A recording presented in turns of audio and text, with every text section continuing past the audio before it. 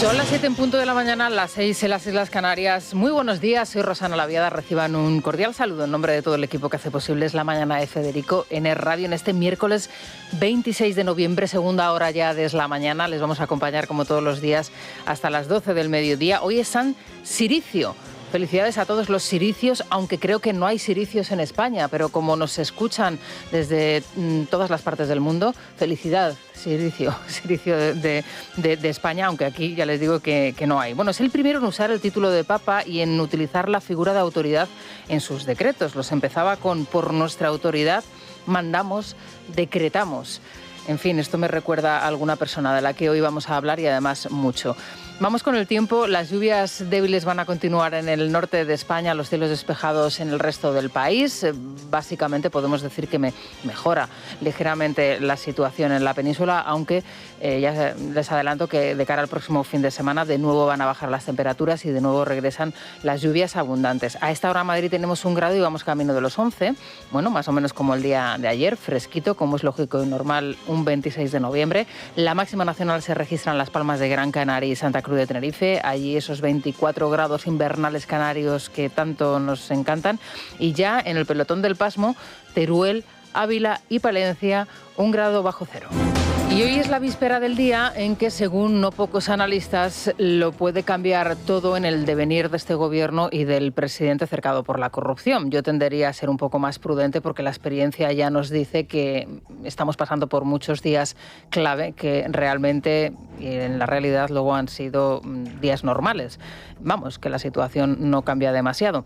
Estamos a unas horas de la declaración de Koldo y Ábalos ante el Supremo y también la de Aldama ya con la información de su móvil en la mano y que, según él mismo afirmó, va a ser fundamental para el futuro del ministro Ángel Víctor Torres. Bueno, mañana les contaremos qué es lo que sucede, qué es lo que pasa. Mientras tanto, mientras llega ese día que todos hemos marcado con una X en el calendario, tenemos que volver otra vez a recordar esto que decía el presidente no hace demasiadas jornadas. Y la pregunta es, ¿quién va a pedir disculpas? ¿Quién va a pedir perdón al fiscal general del Estado? Será hora de volver al Congreso de los Diputados. Desde las 9 de la mañana, sesión de control en el Parlamento y pregunta de Feijóo al presidente. Y ahora, ¿quién pide perdón a los españoles? Claro, esto es lo que suele suceder cuando uno hace tantas preguntas teniendo en cuenta o teniendo la seguridad de que su verdad es la verdad suprema y absoluta. Que luego llega un Tribunal Supremo independiente y dice o dicta una sentencia, un fallo totalmente contrario a lo que tú decías que era la verdad absoluta, que era la inocencia del fiscal general del Estado. Y ahora, ¿quién pide perdón a los españoles? Será la pregunta que le formule Feijóo hoy al presidente del Gobierno en la sesión de control a partir de las 9 y que, por supuesto, escucharemos en directo. El proceso de relevo al frente de la Fiscalía está en marcha. Hoy el Consejo General del Poder Judicial se debe pronunciar sobre la idoneidad de esta señora que se llama Teresa Peramato, mientras el Gobierno no duda en utilizar la mesa del Consejo de Ministros para calentar el ambiente de cara a un enfrentamiento social que, a juzgar por sus declaraciones, está buscando. Este fin de semana hemos visto a muchos ciudadanos libremente manifestándose en distintas ciudades. Respetamos estas movilizaciones, por cierto, bastante más respetuosas, bastante más sanas que la que vimos producirse el viernes frente a la sede de Ferraz. Máximo respeto a esas manifestaciones, como digo, que se produjeron contra o trasladando una posición contraria a ese fallo que conocimos el pasado jueves. Es evidente que hay un amplio sector de la población española que no entiende el fallo y que discrepa de ese fallo.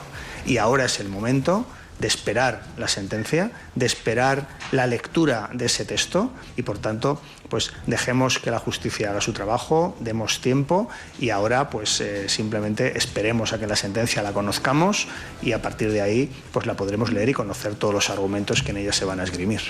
Y por tanto, claro, las calles no son de ellos, las calles son de la democracia en España. Hoy Manuel Aragón, catedrático emérito del Tribunal Constitucional, también magistrado emérito del mismo tribunal, advierte en las páginas del diario El Mundo, en una tribuna muy interesante.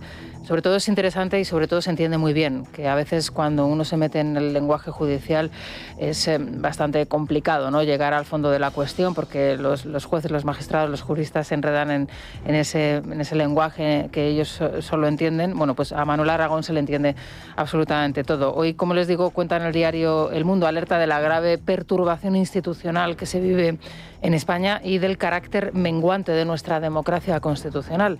Dice Aragón que es muy doloroso ver cómo la política pretende no quedar sometida a las leyes.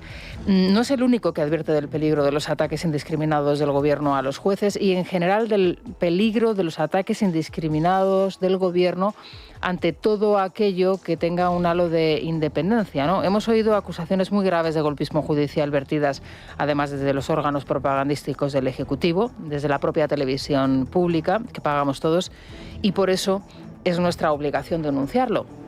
Lo digo porque hoy he leído una interesantísima entrevista que le hacen a Vicente Vallés, conocido por todos ustedes, periodista de reconocido prestigio de A3 Media, es una de las caras visibles de la información, diciendo que él tiene su opinión personal sobre Radio Televisión Española, pero que no se va a pronunciar al respecto por, digamos que, respeto a sus compañeros, porque sería poco elegante con sus compañeros. En fin, yo creo que Radio Televisión Española está en un punto de agresión a España, de agresión a los ciudadanos españoles, de agresión a los ciudadanos españoles que pagamos esa televisión pública, y es labor y es trabajo y es, digamos que, objetivo de todos nosotros el denunciar, lógicamente, lo que está sucediendo. No porque proclamen ideas o proclamen ideologías o adviertan de determinadas cuestiones con las que nosotros no podemos estar de acuerdo, que eso es legítimo. No, sino porque están utilizando un medio público que pagamos todo para hacer propaganda del Gobierno. Y además una propaganda a partir de la cual se está acusando de golpismo judicial a la élite judicial del Tribunal Supremo, no advirtiendo que en España todavía rige una separación de poderes. Por eso creo que nuestra labor también como periodistas, y sobre todo cuando somos periodistas referentes que llegan a unas audiencias máximas, es esa. Bueno, como les decía anteriormente, no es el único que advierte de ese peligro de los ataques indiscriminados del Gobierno a los jueces, el señor Aragón. Hemos oído esas acusaciones graves de golpismo y ayer las escuchamos también aquí en boca del expresidente del Gobierno, José María Aznar. El expresidente del Gobierno alertaba del peligro de la situación actual en España. Evitaba contestar a quienes la acusan directamente de haber dictado la sentencia al Tribunal Supremo. Es más, esbozaba una sonrisa. Incluso decía que él no iba a perder el tiempo a contestar a gente que consideraba que no tenía nivel para recibir incluso su respuesta. Y él aseguraba de la existencia, alertaba de la existencia de un populismo de izquierda radical, anticonstitucional, que no respeta las normas y que quiere cambiar el sistema. Pero lo que tiene España fundamentalmente es un problema de raíz claramente política. Y no nos vamos a engañar, los problemas de raíces políticas se tienen que solucionar políticamente. Y no se van a solucionar hasta que los españoles no tengan la oportunidad de pronunciarse. Esto no va a ir a menos, va a ir a más. El Gobierno va a confrontar a la sociedad española y va a llevar a una confrontación máxima. Las elecciones próximas serán, en mi opinión, la expresión de unas elecciones prácticamente de carácter constituyente. Bueno, yo creo que el diagnóstico es claro, es evidente y además está, creo que, bastante bien sostenido por los hechos. Pero es que aparte de todos estos hechos que les estamos relatando, España no tiene presupuestos ni parece que los vaya a tener. España aparece en la cabeza del ranking de pobreza infantil, con 1/3 de los niños en riesgo de pobreza. España tiene 4,3 millones de personas en riesgo de exclusión social, personas que ya tienen casa y trabajo, pero que están excluidas socialmente. Y España es la campeona del mundo en corrupción. Y yo añadiría también en promoción. Y aquí me fijo en el nombre de la jornada, en ese nombre protagonista hoy también. Teresa Peramato va a ser la nueva fiscal general del Estado si no hay informes en contra.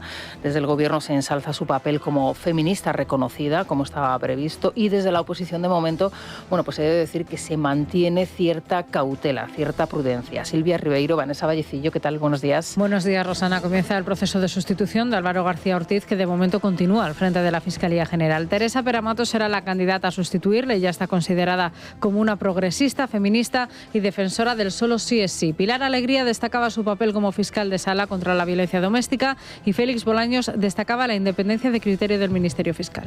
Esta fiscal cuenta además con una amplísima experiencia, estamos hablando de más de 35 años de trayectoria, especialmente en materia de lucha contra la violencia de género. De hecho, es considerada una de las grandes impulsoras de la especialización judicial en esta materia.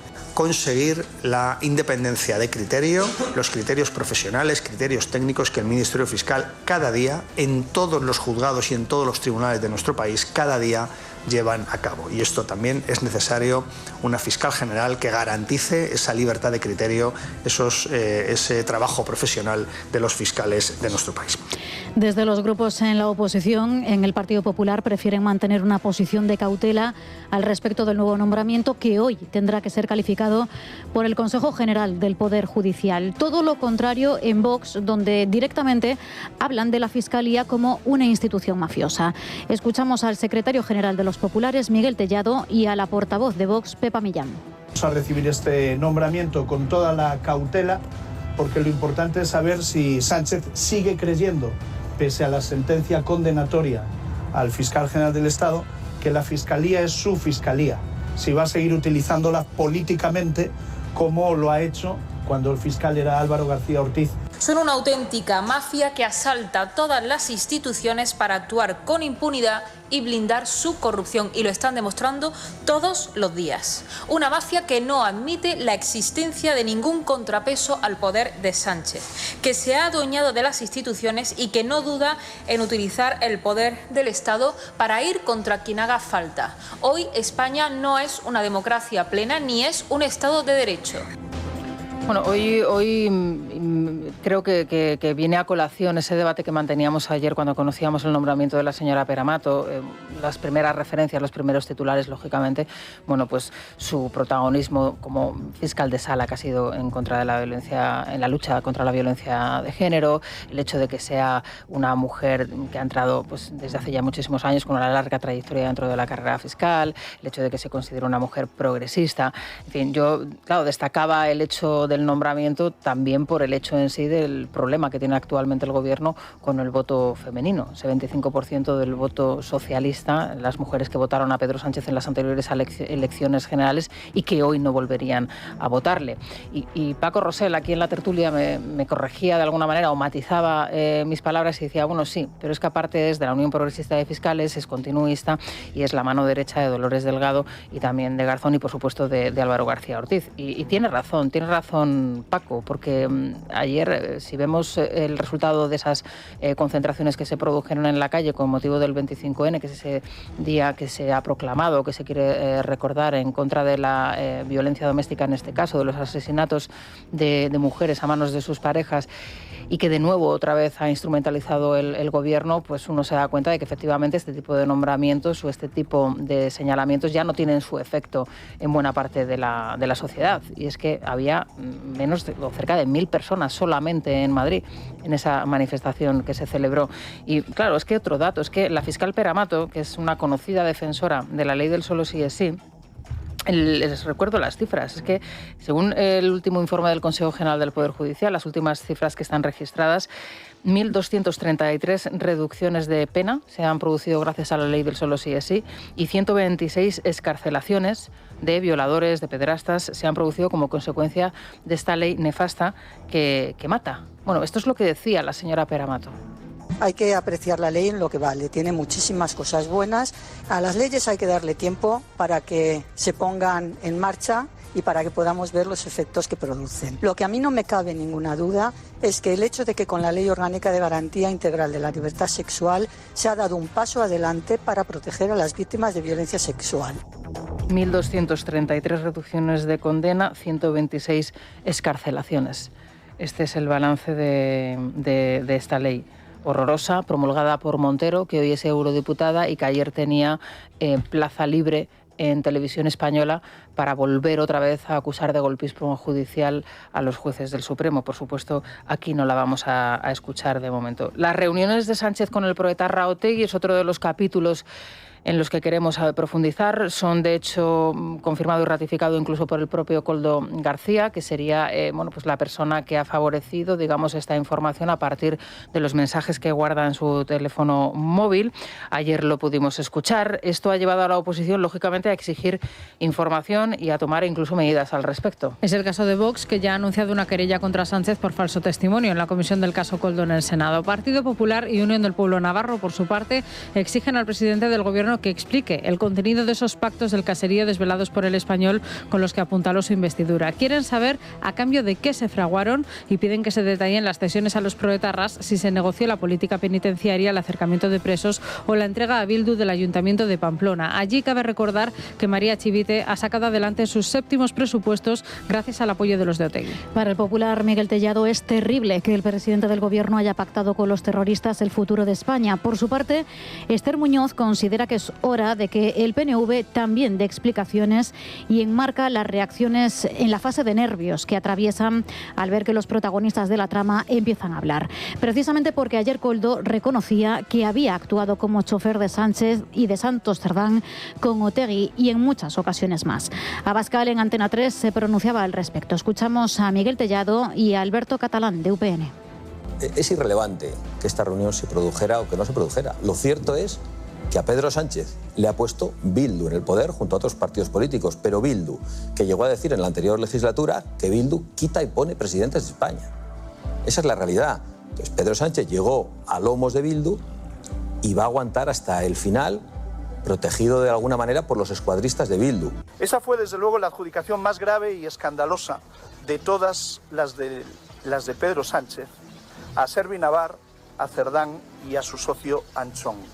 La de pactar con un terrorista el futuro del país que él mismo intentó destruir. Lo que es evidente, señorías, que los españoles tienen derecho a saber si se produjo o no ese encuentro y a qué acuerdos y pactos se llegaron entonces y a partir de entonces. Bueno, pues efectivamente tendremos que estar insistiendo en esta cuestión porque es una cuestión grave y veremos a ver qué es lo que sale también de esos teléfonos móviles. Ayer, como les decía anteriormente, pasaba por aquí el expresidente del Gobierno, José María Aznar, para presentar su último libro, un libro que pueden encontrar en la esfera de los libros y en donde, bueno, pues se hace un repaso, sobre todo se hace un balance, creo que bastante acertado, un acercamiento a ese cambio de era que, según el expresidente del Gobierno, se está produciendo y además de manera acelerada en nuestro país y también a nivel mundial, ¿no? Pero él sobre todo se centra en la cuestión que afecta a España. Él sobre todo centra mucho el tiro en esa destrucción de las instituciones, en esa destrucción de la Constitución y del sistema constitucional, de la democracia liberal que todos nos hemos otorgado. Y en este punto se produjo, bueno, pues una pregunta al respecto del papel que debería tener Vox en ese futuro gobierno, si es que se produce un futuro gobierno de coalición del centro-derecha. Bueno, es una opción que Aznar no contempla. Él cree que el Partido Popular y el liderazgo de Feijóo está lo suficientemente preparado y además tiene el suficiente tiempo como para conseguir esa mayoría que le haga posible gobernar en solitario. Aznar, hay que decir que considera que hasta el año 2027 va a permanecer Pedro Sánchez en el gobierno. Esto lo piensan muchas personas, no solamente el expresidente del gobierno, pero claro, a la hora de hablar de Vox, Aznar es muy claro. Él considera que Vox está fuera, que ahora mismo no se le puede considerar tan siquiera un partido de orden constitucional. Aseguro que su único objetivo es acabar con el Partido Popular y cambiar el sistema. Añadió el expresidente que el único partido constitucional ahora mismo en España es el Partido Popular, a quien recordó que también tiene que despertar y afrontar desde sus principios los problemas que tenemos hoy en día. Principios que, a su juicio, son lo que diferencia al PP del partido de Abascal, a quien situó fuera del sistema y en el marco del populismo de derechas. En ese momento, Santiago Abascal ofrecía una entrevista en Antena 3 en la que respondía a estas palabras del expresidente del Gobierno. El líder de Vox aseguraba que no se puede obligar a los españoles a elegir entre la mafia o la estafa y fijaba su objetivo en ser primera fuerza política. Asegura que en Cataluña ya lo es entre los jóvenes y que no se ciñen a un único caladero de votos. Vox, en mi opinión, ya está... Vox quiere un cambio de sistema y del sistema constitucional. Vox no está fuera del sistema. Yo no diría que Vox es un pilar constitucional en este momento en la política española, sinceramente, porque no lo es. Yo creo que Vox tiene un interés, es el interés de derruir al Partido Popular, de sustituir al Partido Popular, y tiene otro interés, que es el interés de cambiar el sistema. En ningún caso estamos apostando por un caladero, ni estamos intentando exterminar a un partido, como dice el señor Aznar. Dice, Vox quiere exterminar al PP. No, Vox quiere ganar al PP y quiere ganar al Partido Socialista y quiere ser el primer partido de España, como lo quieren ellos, y es absolutamente lícito. Bueno, y yo preguntaba al expresidente del Gobierno, claro, que esto que él dice está muy bien, pero la realidad nos indica que la mayoría de los jóvenes en determinados lugares, en concreto uno de ellos, por ejemplo, Cataluña, ya votan mayoritariamente al partido de Santiago Abascal. Y en ese sentido el expresidente del Gobierno se quedaba sin palabras, no tenía una justificación, se remitía a su libro, a lo que él indicaba o él decía a los jóvenes de nuestro tiempo, apelándoles a que también se impliquen en la vida política del país y en la urgencia política que tiene el país, pero más allá de ello tampoco explicaba mucho más el expresidente del Gobierno. Y he de decir, por cierto, que en este punto, en este capítulo de la entrevista, una entrevista interesantísima que tienen en su totalidad en YouTube, con varios aspectos, en donde se habló, por cierto, de la memoria democrática. El expresidente del Gobierno dijo que sería la primera ley que él derogaría, la Ley de Memoria Democrática, donde se habló del regreso a las humanidades, la necesidad de que las escuelas vuelvan a cultivar la enseñanza en humanidades, que se sepa lo que pasó en el pasado para poder mirar al futuro. Bueno, esto, la inexistencia, según él, de muros. Él no quiere una España con muros. Es verdad que era quizá la parte con mayores eslóganes, mayores titulares que dejó el expresidente del Gobierno, pero bueno, insisto, una parte dedicada a Vox, muy crítica con Santiago Abascal, con el partido de Vox, y que lógicamente pues ha encendido a nuestra audiencia, que en ese sentido no le pasa ni una tampoco al expresidente Aznar. En fin, son las 7:22 de la mañana, vamos a despegar con Iberia. Disfruta la magia del invierno con Iberia. Tromsø con sus auroras boreales, Rovaniemi con la Navidad más auténtica en la casa de Papá Noel, o Innsbruck con sus deportes invernales en pleno corazón de los Alpes. Reserva ya en iberia.com y vive un invierno auténtico. Es la mañana de Federico. Es radio. Soy Radarbot, tu avisador de radares legal, y te traigo la información del tráfico. Luis Díaz, ¿qué tal? Buenos días. Muy buenos Radarbot. días. Sí, nuestra palabra favorita. Sí. La mía, desde luego. La tuya también, ¿no? Ya sabéis que es una aplicación 100% española que nos avisa de todos los radares fijos de tramo con la velocidad media, puntos negros, de todo. Entre impuestos, gasolina, seguros y peajes, conducir ya es bastante caro como para que encima te frían a multas por un despiste. Por eso yo uso Radarbot, sabiendo que mis viajes son más tranquilos porque no me los va a amargar una multa. Si tú tampoco quieres volver con una multa de recuerdo, descárgate gratis en Radarbot desde la tienda de aplicaciones. ¿Y cómo se circula a estas horas por las calles de Madrid? Pues hasta ahora en Madrid ya tenemos retenciones en el sur de la M30, entre Méndez Álvaro hasta el Puente de Ventas, en el centro de la capital.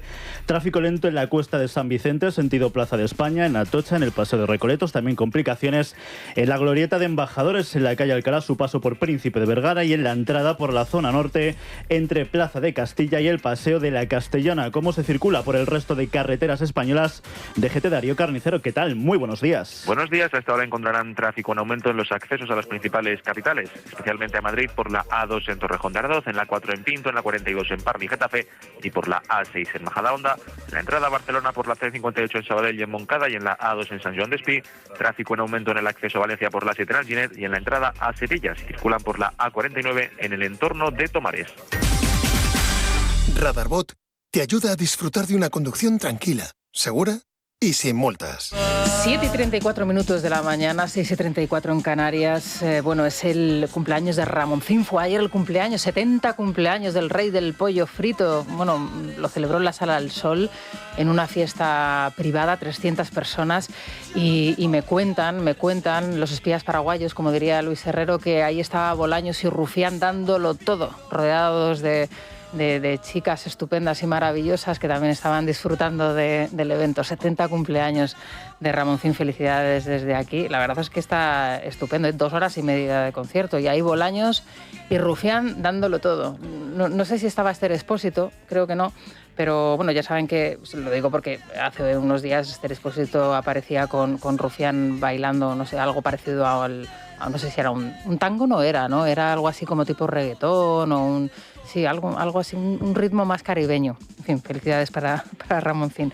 Litros de alcohol no corrieron, pero desde luego muchas querían llegar solas y borrachas a casa. No sé si eran las que ayer se manifestaban en las calles de Madrid, pero bueno, es que la utilización de la mujer para los objetivos políticos de este gobierno que se dice feminista, cuando lo que es un maltratador y asesino de mujeres con leyes como la ley suelta violadores, es vergonzoso, ¿no? Muy pocas mujeres estuvieron ayer en esa concentración que trataba de concienciar de alguna manera hacia la violencia doméstica, hacia esas mujeres que sufren la violencia doméstica en sus hogares, promovida por el mismo gobierno que firmó un contrato que hizo que esas pulseras de control de los asesinos y de los maltratadores de las mujeres, pues fuesen menos eficaces y lógicamente no alertasen a las mujeres de que su maltratador, de que su posible asesino estaba cerca.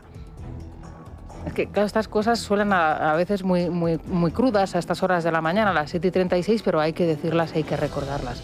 El mismo gobierno que promueve la ley suelta violadores y que promueve contratos mucho más beneficiosos para el propio Ejecutivo, mucho menos costosos, para contratar unas pulseras que compran en los chinos y que fallan continuamente, son los que tratan de concienciarnos a todos de la importancia de esta violencia, de lo que está pasando en muchos hogares y en muchas casas, no solamente en España, también desgraciadamente en otros países, ¿no?, de nuestro entorno. Fue un fracaso. Algunas informaciones hablan de 1.000 mujeres en la concentración, otras de 2.000 mujeres. En total, se aglutinan algo más. Pero la realidad es que esto es lo que sucedió ayer en las calles de Madrid y de las principales capitales en nuestro país. Vamos a repasar esta y otras noticias con Luis Díaz. Sergio Vera. Sergio, buenos días. Muy buenos días. Unas 5.000 personas, divididas en 3.000 y 2.000, según las dos manifestaciones y según la delegación del Gobierno, se han concentrado en Madrid en el Día Internacional contra la Violencia de Género. Una cifra que se va reduciendo durante los últimos años y que se ve agravada por la división dentro de los movimientos feministas. Desde el PP, su secretario de Igualdad, Jaime de los Santos, encargado de encabezar la representación del partido en la concentración, acusa al Gobierno de dividir al movimiento feminista. Ana Redondo, que ha aceptado silenciar a la responsable última de todos los fallos en las pulseras antimaltrato, que no es otra que Irene Montero. Fue la que, con la ley del solo sí es sí y con ese contrato nefasto para las pulseras antimaltrato, ha dejado más de protegidas que nunca. Y luego tenemos el ala podemita, el ala de En Marea, el ala de las marcas del grupo de Yolanda Díaz de Sumar, en donde aquí directamente están los pederastas y los pedófilos. Y acaba de ser localizado un violador de una menor en Cuba, que fue el máximo representante de En Marea, y probablemente en las próximas horas llegue a España. Sí, el pederasta Martiño Ramos, fugado en Cuba, estaba planeando una nueva huida. Según publica el diario El Mundo, el círculo cercano a Ramos empezó a conocer el pasado del que fuera líder de En Marea y su violación a una menor, por lo que llevaba tiempo bajo las miradas de las autoridades cubanas. España y el país caribeño trabajan ya para que sea entregado a nuestro país, al no existir tratado de extradición. Y hay una información buenísima, creo recordar, en el diario El Mundo, que la firma Kiko Alcedo, de por qué ha sido localizado, cuáles son los 3 grandes errores que ha cometido este violador Martiño Soto, violador de una menor de 12 años, además una violación brutal en Cuba, esos 3 errores que cometió. Claro, están... Por un lado, los que no protegen a las mujeres teniendo lo que hacer porque su administración es nefasta. Luego están los pederastas y los violadores. Y luego están los puteros. Y es que esta es la realidad. Esta es la realidad. Los puteros y las mujeres que miran a otro lado sabiendo que en su gobierno hay varios señores que se dedican a contratar prostitutas y luego colocarlas en puestos públicos en determinadas empresas del Estado, ¿no? Y este, por ejemplo, es Ábalos y Koldo. Ábalos y Koldo afrontan mañana su visita en el Supremo con la posibilidad de ir a prisión después de que la Fiscalía y las acusaciones pidan revisar sus medidas cautelares. La comparecencia del exasesor será después de la declaración de Aldama ante la Audiencia Nacional. Por otro lado, tal y como publica ABC, la UCO investiga a Paco Salazar, asesor de Sánchez, por cobrar del Ayuntamiento de Dos Hermanas en Sevilla mientras trabajaba en Ferraz. El socialista estuvo contratado por el consistorio entre 2012 y 2017 sin acudir a su puesto de trabajo. La actuación se produce en el marco de la causa en la que se le investiga las acusaciones de comportamientos machistas con mujeres. En el Senado, la corrupción y la condena al fiscal general del Estado han marcado la sesión de control. Escuchamos a Alicia García del PP y a María Jesús Montero. García Ortiz, ese gran servidor público. Sánchez se rodea de delincuentes y se siente orgullosos de ellos. Desde luego, ¿hasta cuándo van a tener que aguantar los españoles esta falsa estabilidad, señora Montero? Señora García, que cada uno se retrata cuando hace su discurso y cuando habla, porque usted ha utilizado mentiras a sabiendas de que son mentiras. y porque sobre todo intentan manchar la honorabilidad de un servidor público como era el exfiscal general del Estado. 3 altos cargos del CNI han sido despedidos tras las numerosas denuncias por corrupción. Según el diario El Mundo, el Gobierno silenció durante 7 años las denuncias y millones gastados en partidas como ferretería desde la etapa de Pedro Duque en 2018. La presidenta del Comité de Empresa y los directores de operaciones continuaron denunciando a la red que desfalcó hasta 25 millones de euros de la lucha contra el cáncer durante la etapa de Diana Morant, sin que el Ministerio investigara. El marco está sobre la mesa y estamos listos para avanzar junto con los Estados Unidos con el compromiso personal del presidente Trump y con Europa, con sus líderes y con todos los socios. Estoy listo para reunirme con el presidente Trump y hay puntos sensibles para discutir que aún los tenemos, pero la presencia de los líderes europeos resultará útil.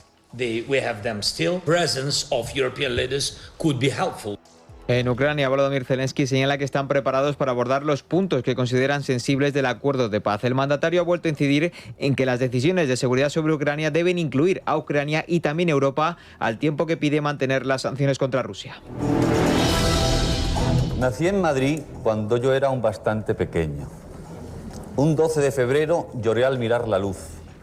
Me siento muy orgulloso de ser un madrileño que enlaza con su sangre lo vasco y lo andaluz. No tengo mala pinta, quizá cara de oveja. Mis ojos son pequeños y río sin doblez. Mi pelo es algo rubio, abuso de la oreja.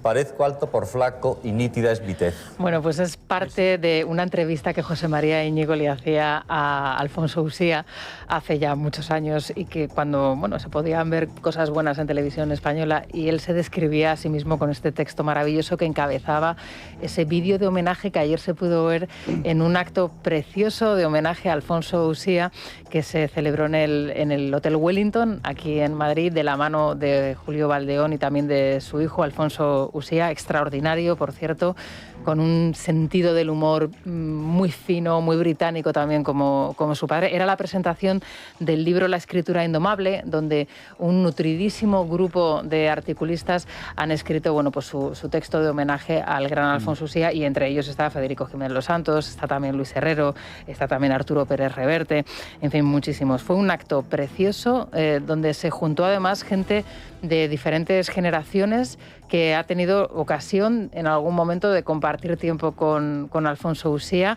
uno de nuestros grandes del periodismo, un maestro de la sátira y al mismo tiempo una persona pues muy conocedor, lógicamente, y también partícipe de la historia de nuestro país. Fue, como les digo, un acto estupendo. Este libro, el libro La escritura indomable, lo pueden encontrar en la editorial Confluencias. Han hecho además una edición preciosa en tapa dura que lo pueden encontrar ya en librerías y que yo les recomiendo que lo lean. No pudo estar el gran Alfonso Usía en el acto porque ya saben ustedes que está malito, él está ya en comillas, cuidado por una de sus hermanas y he de decir que fueron los únicos de su familia que no acudieron porque allí estaban sus hermanos, estaban también todos sus nietos, 8 nietos, y fue quizá la parte más emotiva del acto, del evento, ¿no? Por cierto, allí estaban también los grandes directores de los periódicos en los que ha trabajado Alfonso Usía y en ese vídeo de presentación se pudo ver gran parte del trabajo que ha hecho este hombre extraordinario a lo largo de todos estos tiempos y por supuesto también rememoraron ese debate sobre el estado de la nación tan magnífico en Onda Cero que nos provocaba a todos tantas carcajadas hace ya algún tiempo. Bueno, ahí tienen el libro, como les digo, en Confluencias, La escritura indomable.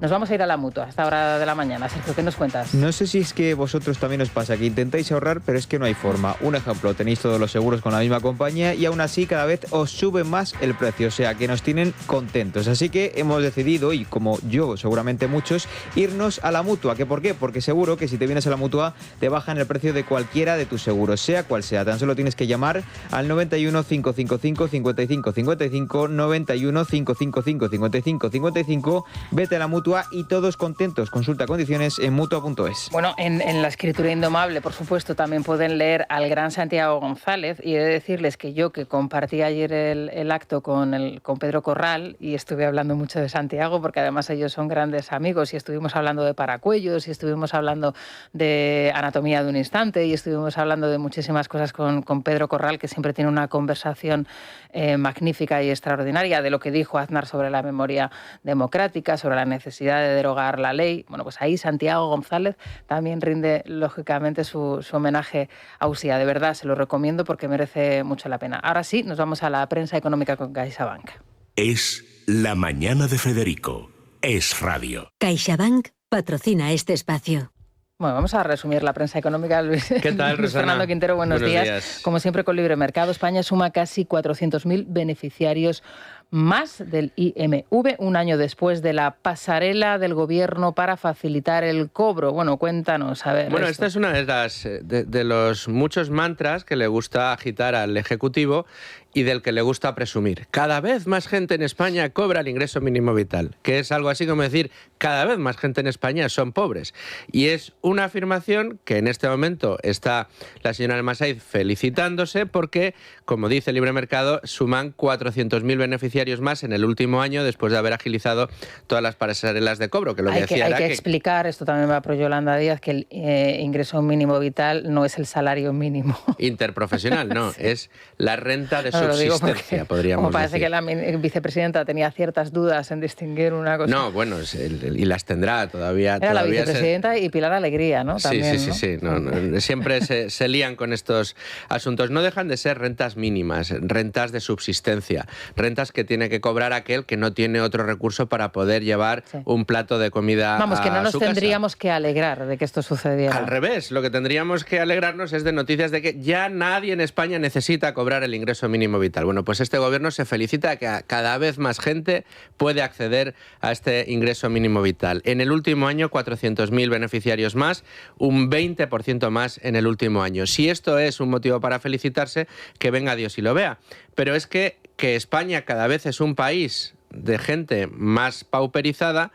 También lo certifica la siguiente noticia que podemos leer en Libre Mercado. Los salarios se estancan, los españoles ganan cada año 6.108 euros menos que la media de los europeos. En términos mensuales, la brecha existente entre el salario medio español y el europeo fue de 509 euros en 2024. Estamos recordando algunos de los problemas que tenemos en España, que es secular desde que el gobierno de Sánchez llegó a la Moncloa y que se está cronificando. Nosotros decimos medio en broma, medio en serio, pero yo creo que es un término muy gráfico, que España se ha convertido en un país de tiesos y vamos a cronificar esta situación. Y esto es lo que no deberíamos estar permitiendo, y esto es lo que deberíamos estar protestando constantemente. Estos tiesos son los 4,3 millones de personas en riesgo de exclusión social, que son personas que tienen casa y trabajo, pero están en riesgo de exclusión social, o, como hoy es información del día de hoy, ese tercio de infancia, de niños que están en una situación de pobreza. Eso es.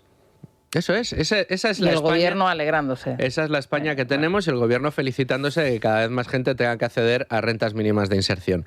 Pero tenemos más información, porque mientras esto sucede, es decir, mientras los españoles tienen cada vez más dificultades para llegar a fin de mes y empiezan a notar en sus bolsillos que la renta no llega para cubrir todos los gastos que tienen, mientras nos depauperizamos, resulta que Hacienda sigue recaudando por doquier. Y en el Constitucional ha sucedido una cosa muy curiosa. Lo trae hoy el diario Expansión, tanto en su portada como en su editorial. 5 jueces del Tribunal Constitucional han firmado un voto particular en contra del rodillo que Cándido Conde Pumpido ha puesto encima de la mesa contra la sentencia que valida los pagos fraccionados en el impuesto de sociedades.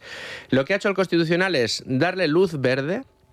Lo que ha hecho el señor Pumpido ha sido darle luz verde a Hacienda para que le cobre a las empresas por adelantado por no su base imponible, sino sobre su resultado contable. Esto, para que nos entiendan, es, sin saber exactamente cuánto van a tener que pagar de impuestos, las empresas van a tener que adelantar el pago de impuestos en función de unas expectativas de negocio que tengan. Y además hacerlo de forma fraccionada y a interés cero.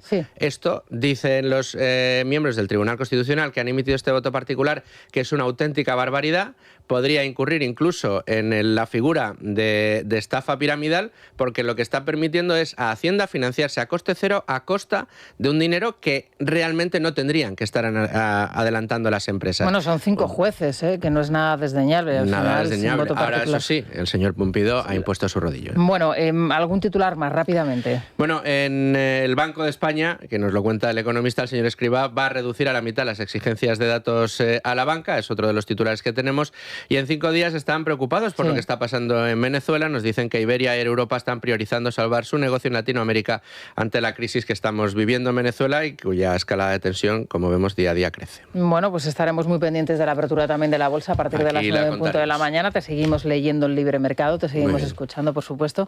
Ahora se van a quedar con las noticias más cercanas, las de su comunidad, y a las 8 de la mañana regresamos con más información. Nos vamos a ir a la República de los Tontos y, por supuesto, hoy también nuestra tertulia con Joaquín Manso y Raúl Vilas. Es la mañana. Es radio.